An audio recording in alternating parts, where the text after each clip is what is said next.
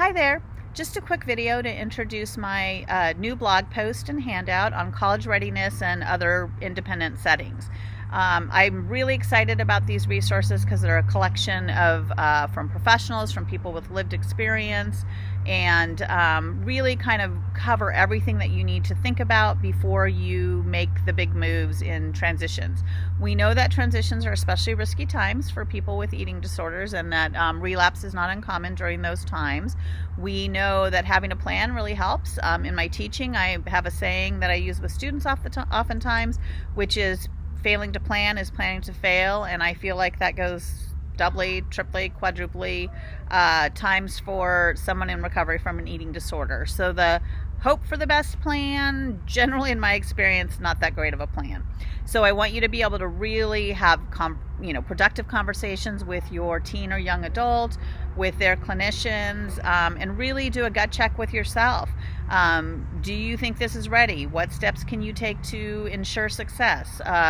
What are you going to? How are you going to set things up? Is there going to be a contract? What are weigh-ins going to be like if you are in that mode? How often are you going to see them? How often are they going to see their team? That sort of thing. So all those things are really important. I encourage you to go through all of the resources because they're just a great collection.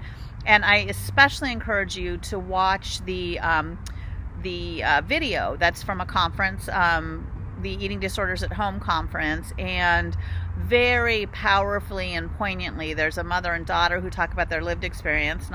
They're not mother and daughter to each other, but you get to hear from both sides of the situation, how they walked through it, what it meant, and I think most importantly, you get to hear from a young woman who says, "Thank you so much, parents, for taking all the steps you took to get me safe and to allow me to move forward in a productive way and scaffold toward independence rather than just fly, crash, try and fly again, crash."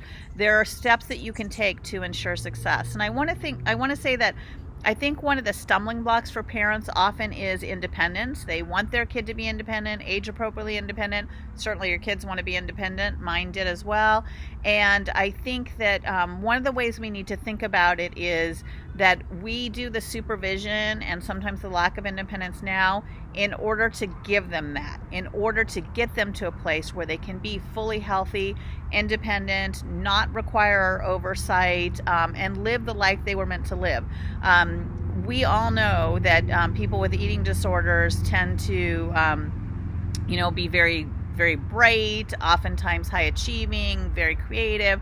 They have lots to offer the world and lots of plans, and we want them to fulfill all of these plans. And so our job as parents is to get them to a place where that is where that's possible. And so as you think about this as a parent, I really encourage you to think of it, everything that you do, as, does this move my loved one closer to recovery or further from it? And sometimes you have to roll the dice, but whenever you roll the dice, you should always have a backup plan. You should always know what monitoring is, sort of that sort of thing.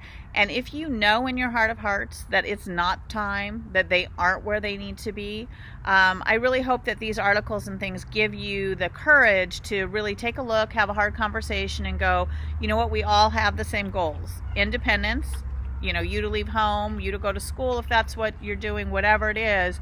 And our path may not be the same as the neighbors, the same as your friends, because you've had this serious life-threatening illness that other people didn't have, and that illness carries with it some risk factors for moving backwards. And that's not what we want. We want everyone to work together to set you up for success and to move forward.